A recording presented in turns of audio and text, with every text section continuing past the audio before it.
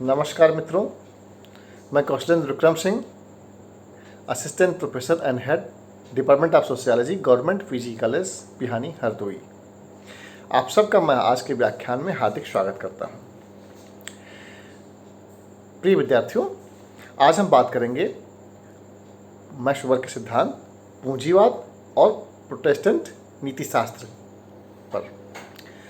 आज की कक्षा में हम जानने की कोशिश करेंगे कि कैसे किसी धर्म के कारण पूंजीवाद का विकास हो सकता है या आर्थिक संरचना और धर्म में क्या संबंध है। इसके बारे में मैक्स वेबर सोशियोलॉजिस्ट भी हैं, नीति समाजशास्त्री भी हैं, राजनीतिक अर्थशास्त्री भी हैं, फिलासफर भी हैं। वो मैक्स वेबर मार्क्स के या मार्क्सवाद से प्रभावित हैं, लेकिन हूबहू उसे उसी रूप में स्वीकार नहीं करते। मैक्स वेबर को सबसे बड़ी आपत्ति यह है कि जो मार्क्स का सिद्धांत है वो इतिहास की भौतिकतावादी व्याख्या का सिद्धांत है, जो किसी एक कारक पर जोर देता है।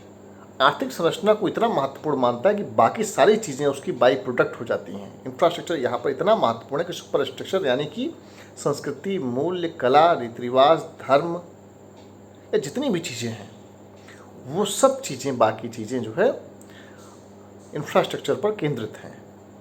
इंफ्रास्ट्रक्चर बड़ा महत्वपूर्ण है वहाँ पर। मैक्स वेबर कहते हैं कि समाज के किसी भी घटना की व्याख्या हम केवल किसी एक कारक पर नहीं कर सकते, बल्कि उसके लिए अन्य कई सारे फैक्टर हैं, उस पर भी कर सकते हैं। और इसी रूप में हम धर्म से भी समाज को समझने की कोशिश कर सकते हैं। उन्होंने स्वयं आदर्श प्रारूप पद्धति पर धर्म और पूंजीवाद के बीच एक संबंध का अध्ययन किया।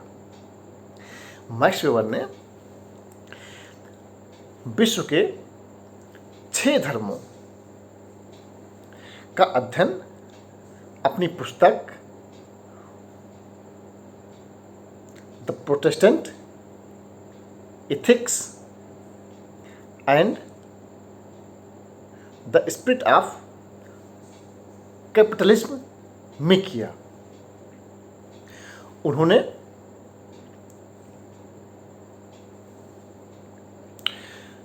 ये जानने की कोशिश की कि प्रोटेस्टेंट धर्म में कौन से ऐसे आचार हैं, कौन से ऐसे उसके जो एथिक्स हैं जो पूंजीवाद का विकास कर सकते हैं। यहाँ ध्यान रखना आवश्यक है कि मैक्स वेबर केवल एकमात्र कारण धर्म को ही पूंजीवाद के विकास के लिए उत्तरदायी नहीं मानते। मैक्स वेबर स्पष्ट कहते हैं कि धर्म जो है पूंजीवाद के विकास में एक प्रमुख कारण है, लेकिन एकमात्र कारण नहीं है। उन्होंने जिन विश्व के 6 धर्मों का अध्ययन किया और जिनका जिक्र भी अपनी पुस्तक the Protestant ethics and the spirit of capitalism यानी कि प्रोटेस्टेंट नैतिकता और पूंजीवाद की आत्मा में जिसका जिक्र भी करते हैं, वो हैं 6 धर्म हैं: कन्फ्यूशियस, हिंदू, बौद्ध, ईसाई, इस्लाम और यहूदी। इसमें उन्होंने धार्मिक आचारों के अध्ययन के आधार पर उस धर्म विशेष के लोगों से संबंधित सामाजिक आर्थिक संगठन का अध्ययन किया। अब वेबर ने ईसाई धर्म के एक खास संप्रदाय प्रोटेस्टेंट को लिया और आदर्श प्रारूप पद्धति पर प्रोटेस्टेंट और पूंजीवाद के लक्षणों को या उसके जो प्रमुख जो विचार हैं या एथिक्स हैं उसको रख करके दोनों के बीच अंतर संबंधों का अध्ययन किया। मैक्स वेबर जिस प्रोटेस्टेंट की बात करते हैं, थोड़ा सा उसके बारे में बता दें। प्रोटेस्टेंट क्या है? ये ईसाई धर्म में एक प्रतिक्रियावादी एक आंदोलन है जो कैल्विनवाद से जुड़ा हुआ है, कैल्विनवाद की परंपरा से ही विकसित हुआ है।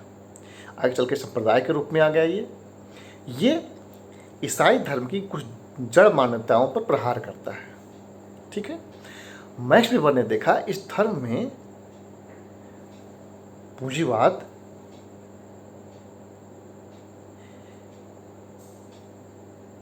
के विकास की परिस्थितियां मौजूद हैं, यानी कि इस धर्म में कुछ ऐसे आचार हैं, कुछ ऐसे एथिक्स हैं जो पूंजीवाद में हैं। अब इसके लिए हमें जानना होगा कि पूंजीवाद में या पूंजीवाद की आत्मा क्या है, कौन कौन सी चीज़ें हैं जो पूंजीवाद में पाई जाती हैं, और फिर उसको हम एक नए आदर्श प्रारूप पे जो मैक्स वेबर ने बनाया प्रोटेस्टेंट धर्म का, उससे जोड़ कर देखेंगे। तो आइए बात करते हैं आज के टॉपिक पर। हमारा मुख्य उद्देश्य यही है कि मैक्स वेबर के सिद्धांत पूंजीवाद और धर्म के बीच अंतर संबंधों को समझने की कोशिश करें, और ये समझने की कोशिश करें कि कैसे धर्म की भूमिका पूंजीवाद के विकास में हो सकती है। प्रोटेस्टेंट में कैसे उन्होंने आदर्श प्रारूप पर देखा कि प्रोटेस्टेंट के जो एथिक्स हैं वो धर्म के विकास में सहायक हैं या प्रमुख कारक है। ठीक है, प्रमुख कारक माना, सहायक कहना सही नहीं होगा, क्योंकि वो मानते हैं कई सारे कारक पूंजीवाद के विकास में उत्तरदायी हो सकते हैं या किसी भी चीज़ के विकास में उत्तरदायी हो सकते हैं। इसी तरीके से पूंजीवाद के विकास में जो प्रमुख कारण रहा है वो धर्म रहा है, और उन्होंने स्वयं जो है एक उदाहरण के रूप में ये प्रोटेस्टेंट धर्म को लिया और ये पता लगाने की कोशिश की कि प्रोटेस्टेंट धर्म में ही क्यों पूंजीवाद आया। तो आइए सबसे पहले हम जानते हैं मैक्स वेबर के ने जो प्रारूप बनाया था पूंजीवाद पर, और उस आदर्श प्रारूप पर उन्होंने देखा था कि पूंजीवाद की प्रमुख विशेषताएं क्या हैं, कौन सी ऐसी चीज़ें हैं जो पूंजीवाद में पाई जाती हैं। वेबर ने देखा कि पूंजीवाद में के कुछ विशिष्ट लक्षण हैं। एक तो इसमें निजी संपत्ति का महत्व है, उद्योग, व्यापार और वाणिज्य का जो है एक वैज्ञानिक आधार पर संगठन है। पूंजीवाद में ब्यूरोक्रेसी यानी कि नौकरशाही है, श्रम विभाजन पाया जाता है, लाभ का उद्देश्य है, धन संचय है, कर्म को महत्व दिया जाता है पूंजीवाद में, मेहनत पे, एक वर्ग संबंध है और व्यापारिक निष्ठा है पूंजीवाद में। मतलब पूंजीवादी जो व्यक्ति है उसकी निष्ठा ये होती है कि वो समर्पित भावना से अपने उद्योग के प्रति, अपने उद्यम के प्रति जो है समर्पित भावना से कार्य करता है। ये उसका लक्षण है। अब जो पूंजीवाद के लक्षण हैं क्या प्रोटेस्टेंट धर्म के लक्षणों से मेल खाते हैं? इसके लिए हमें मैक्स वेबर द्वारा बनाए गए जो प्रोटेस्टेंट धर्म के जो आदर्श प्रारूप है उसकी ओर चलना होगा, और ये देखना होगा कि प्रोटेस्टेंट धर्म के प्रमुख जो विशिष्ट लक्षण हैं वो क्या हैं। वेबर ने पूंजीवादी व्यवस्था के उद्भव एवं विकास के मूल में प्रोटेस्टेंट धर्म में निहित जो आर्थिक आचार हैं, एथिक्स हैं, उसको माना है। ठीक है, और कैसे माना है? प्रोटेस्टेंट के कई सारे जो लक्षण आदर्श प्रारूप पर निकल कर के आए उससे उन्होंने माना है। अभी हम लोग जब स्वयं पढ़ेंगे कि कैसे जब प्रोटेस्टेंट धर्म के अवलक्षण को हम देखेंगे, उसके विशिष्ट लक्षणों को देखेंगे, उसकी आत्मा को देखेंगे, उसके जो इथोस वाला हिस्सा है देखेंगे, उसके प्रमुख जो इथिक्स को हम लोग जानने की कोशिश करेंगे, तो प्रोटेस्टेंट धर्म में जो बातें मिलती हैं वो कुछ ना कुछ ऐसी चीज़ें उसमें जो पूंजीवाद के विकास में बड़ी भूमिका निभा रहे हैं। ठीक है, कौन से ऐसे हैं इनके बारे में पढ़ते हैं। एक तो जो प्रोटेस्टेंट धर्म है, जैसा कि आप सब जानते हैं कि विश्व के 6 धर्मों को लेते हैं और 6 धर्मों में भी ईसाई के किसको, प्रोटेस्टेंट को, और बताते हैं कैसे बाकी धर्मों में पूंजीवाद का विकास नहीं हुआ, प्रोटेस्टेंट में ही क्यों हुआ। अब ये आपने पूंजीवाद का जो है हम लोग वही पढ़ चुके हैं, प्रारूप भी देख चुके हैं, उसके लक्षण भी समझ सके हैं। अब हम बात करेंगे प्रोटेस्टेंट धर्म के जो प्रमुख लक्षण निकल कर सामने आते हैं उसके बारे में बात करेंगे। प्रोटेस्टेंट धर्म कर्म ही पूजा है। सबसे बड़ा क्या है उस धर्म की, अगर आप जाएंगे प्रोटेस्टेंट को जो मानने वाले लोग हैं उनसे मिलेंगे तो वहाँ कर्म की बड़ी महत्वपूर्ण भूमिका है। वो मानते हैं कि जो कर्म करेगा, जिस भी उद्यम को चला रहा है, जितना मेहनत करेगा, वो ईश्वर की प्राप्ति कर सकता है। यानी ईश्वर की प्राप्ति हमें ना तो तीर्थाटन से मिलने वाली है, ना ही ईश्वर की प्राप्ति ध्यान से मिलने वाली है। ईश्वर की प्राप्ति कैसे होगी? अपने कर्म से होगी। कर्म सबसे महत्वपूर्ण सिद्धांत है।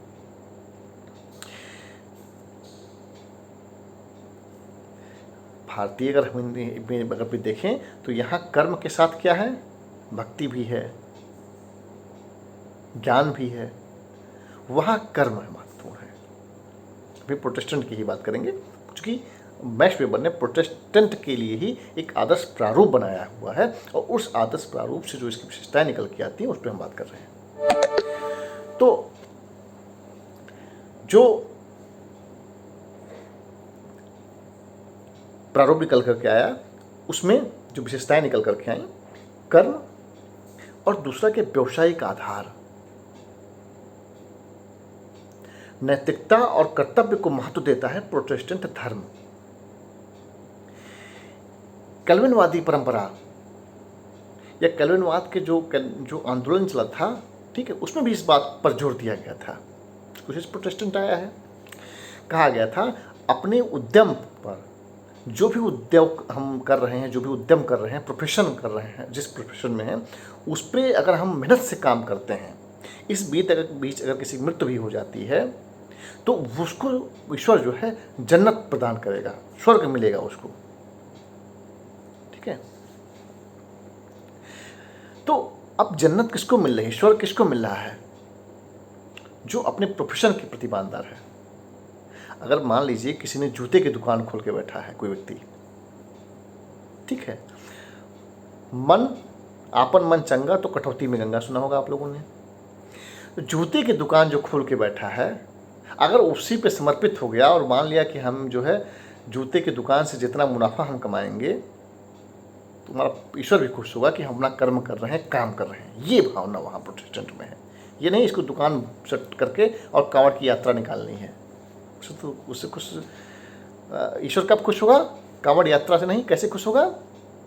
वो अपनी शॉप पर बैठ करके काम करने से खुश होगा, उस प्रोफेशन के प्रति ईमानदारी से ईश्वर प्रसन्न होगा। ये प्रोटेस्टेंट का इथिक्स है। धन को महत्व है, यहाँ पर रुपये पैसे को महत्व दिया गया, और ये कहा गया प्रोटेस्टेंट धर्म में, जो उसके इथिक्स है कि धन से ही धन कमाओ, धन से ही धन आएगा। अब ये ऐसी चीज है कि आपके पास कोई चीज का मुनाफा मिला तो आप इन्वेस्टमेंट करिए, ये धर्म सिखा रहा है प्रोटेस्टेंट के लोगों को। ठीक है, शराब पीना, जुआ खेलना, ये इन सब चीज़ों पर जो है प्रोटेस्टेंट खिलाफ हैं इन चीज़ों के। ठीक है, कम छुट्टी लीजिए, काम अधिक कीजिए। ऐसा लग रहा है जैसे हम लोग पूंजीवाद के इथिक्स या जो पूंजीवाद की आत्मा है, हमको लग रहा है हम लोग उसी की बात कर रहे हैं, जबकि बात किसी का हो रही है यहाँ पर हम लोग जो बात कर रहे हैं वो प्रोटेस्टेंट धर्म की बात कर रहे हैं। अभी हमने इसके पहले पूंजीवाद की बात की थी, और पूंजीवाद में क्या चीज़ें थीं, और अब जो प्रोटेस्टेंट में जो चीज़ें हैं, इसे लग रहा है कि काफ़ी चीज़ें कॉमन हैं। तो मैक्स वेबर कहते हैं कि जिस धर्म के लोग इन चीज़ों पर जोर देते हों, वहाँ पूंजीवाद का आना स्वाभाविक ही है। मैक्स वेबर ने बताया कि इसको हम व्यवहारिक स्तर पर देख सकते हैं। जैसे इन्होंने देखा कि संयुक्त राज्य अमेरिका, वहाँ पर जहाँ प्रोटेस्टेंट मतावलंबी ज़्यादा है, वहाँ पूंजीवाद का विकास भी बहुत हुआ। ठीक इसी तरीके से इंग्लैंड में औद्योगिक क्रांति वहीं हुई, इंडस्ट्रियल रेवोल्यूशन, वहाँ भी प्रोटेस्टेंट को हुए। ठीक है, हॉलैंड, और जहाँ कैथोलिक हैं जैसे स्पेन, इटली, वहाँ पर पूंजीवाद का विकास कम हो रहा है। आदर्श प्रारूप पर उन्होंने इन चीज़ों को जो देखा वो व्यवहारिक स्तर पर भी सही सिद्ध हो रही हैं। अब कहीं ना कहीं कोई रिश्ता बन रहा है, किसमें?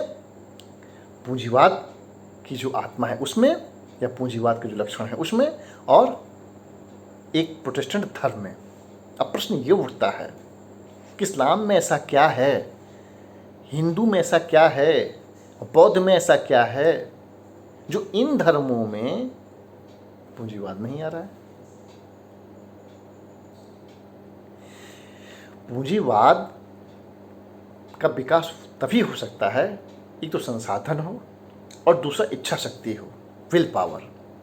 संसाधन बहुत हो और उस संसाधनों का दोहन करने की इच्छा शक्ति अगर नहीं है तो कैसे पूंजीवाद आएगा। आर्थिक व्यवस्था शुद्ध जो है सुस्त होगी वहाँ पर।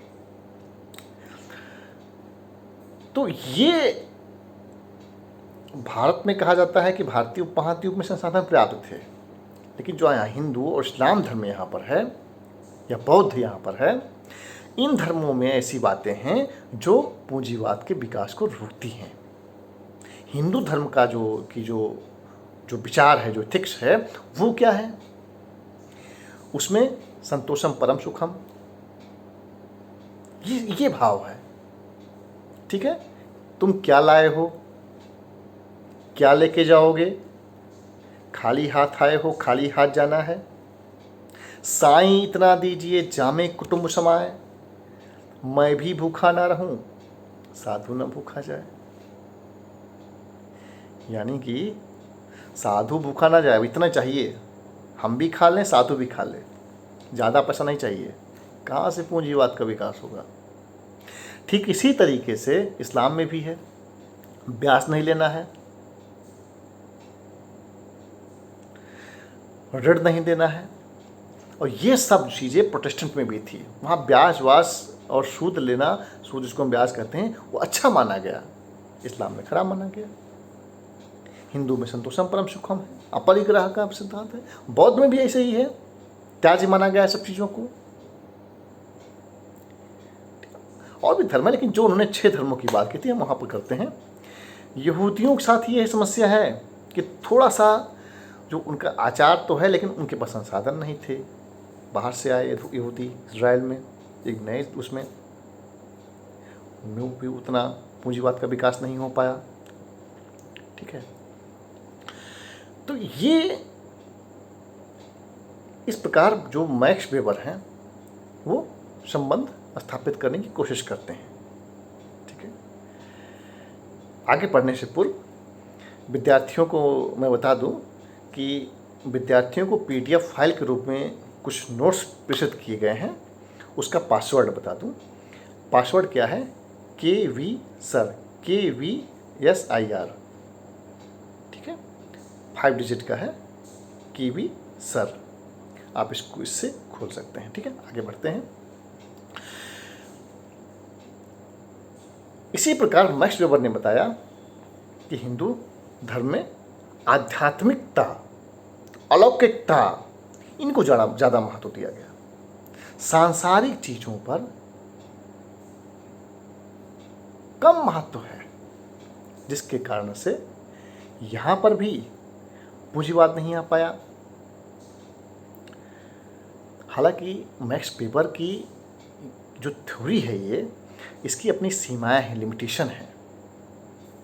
ठीक है, केवल 6 धर्मों को लेना और उसके आधार पर आदर्श प्रारूप बना लेना, मनमाफिक आदर्श प्रारूप जिसका चाहो उसका बना के, और उनके उन्हीं हिस्सों को जोड़ देना जो आर्थिक व्यवस्था को बढ़ाने का काम कर रहे हो, बाकी हिस्सों को छोड़ देना, कहा जाता है कि ये त्रुटिपूर्ण है, ऐसा लोग कहते हैं। लेकिन फिर वही बात है, मैक्स वेबर ने कभी ये दावा नहीं किया कि ये एब्सोल्यूट है। वो कहते हैं आदर्श प्रारूप मेथड ही है, उसमें आप केवल जिस दिशा में सोचना चाहते हो वही केवल आपकी जो आवश्यकता के अनुरूप ही, जैसे आर्थिक आप पूंजीवाद पे अध्ययन करना है, आपको पूंजीवादी चीज आर्थिक क्रियाकलाप का पता लगाना है, तो किसी भी धर्म के उन चीज़ों को आपको लेकर चलना है जिससे आर्थिक संरचना को सपोर्ट मिलता हो, जिससे पूंजीवाद का उदय होता हो।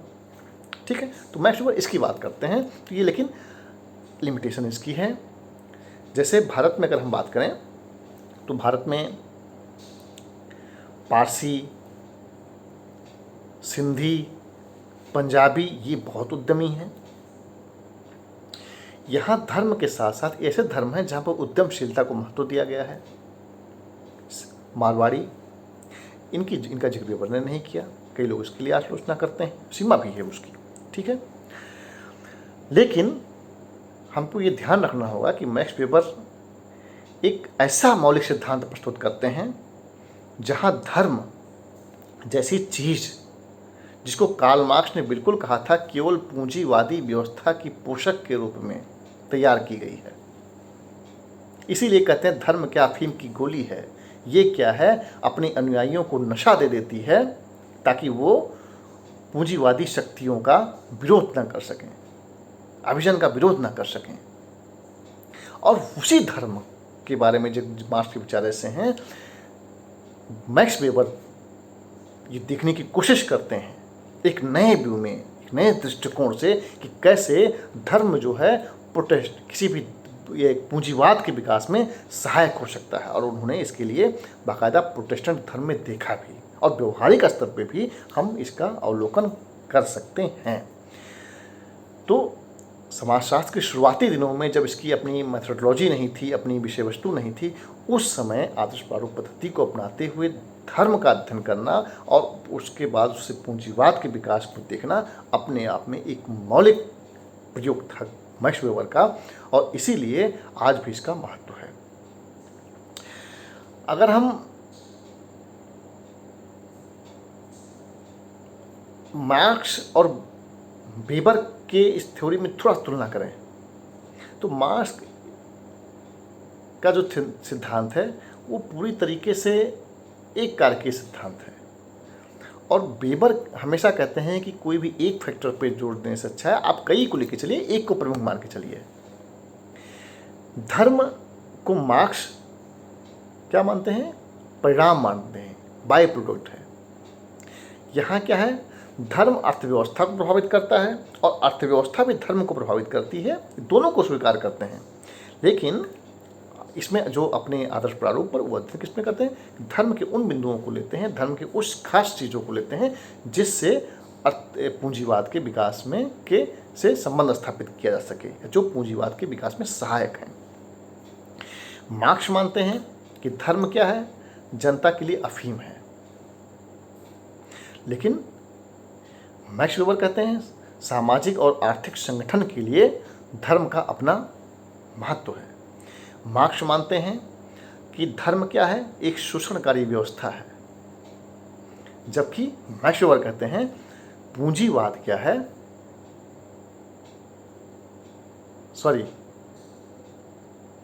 यहाँ पर थोड़ा सा मुँह करेंगे कि पूंजीवाद को मार्क्स मानते हैं शोषणकारी प्रक्रिया, और उस शोषणकारी प्रक्रिया को बल कौन प्रदान कर रहा है, मजबूती धर्म कर रहा है। मार्क्स जो है धर्म को क्या मानते हैं, शोषण व्यवस्था को जस्टिफाई करने वाली चीज़ें, और पूंजीवाद क्या है, एक शोषक व्यवस्था है। मैक्स वेबर कहते हैं पूंजीवाद के बारे में जो मैक्स वेबर की राय है, स्पष्ट बता दे रहा हूं, वो क्या है, पूंजीवाद एक बुद्धि संगत प्रक्रिया है। पूंजीवाद क्या है, एक बुद्धि संगत प्रक्रिया है। ठीक है, यहाँ पर हम धर्म और पूंजीवाद दोनों को लेकर के कार्ल मार्क्स और मैक्स वेबर के जो विचारों में थोड़ा सा जो अंतर है उसको बताने की कोशिश किए हैं। और आज के व्याख्यान में हमने सीखा किस प्रकार से प्रोटेस्टेंट धर्म के जो आचार हैं वो पूंजीवाद से मेल खाते हैं, और इस आधार पर कैसे माना कि प्रोटेस्टेंट धर्म से पूंजीवाद का विकास हुआ। आज के व्याख्यान में हम लोगों ने ये भी जाना कि मैक्स वेबर ने कैसे 6 धर्मों का अध्ययन करके और बताया कैसे प्रोटेस्टेंट धर्म में ही पूंजीवाद का विकास हुआ। ठीक है, आज की कक्षा में इतना ही। ठीक है, आप सबको बहुत बहुत आभार सुनने के लिए, और अनुरोध है कि अगर आप चैनल को सब्सक्राइब नहीं किए हैं तो सब्सक्राइब कृपया कर लें, बेल आइकन क्लिक कर लें। इससे क्या हुआ कि हमारे जो भी लेक्चर्स आगे होंगे वो आप पे उसका नोटिस मिल जाएगा, आपको एक सूचना मिल जाएगी मैसेज के द्वारा कि ये लेक्चर अपलोड हो चुका है। आपकी सुविधा के लिए है ये, और लेक्चर अगर पसंद आया हो तो आप उसको लाइक भी कर सकते हैं। इसी के साथ सबका बहुत बहुत आभार, आप सबका धन्यवाद।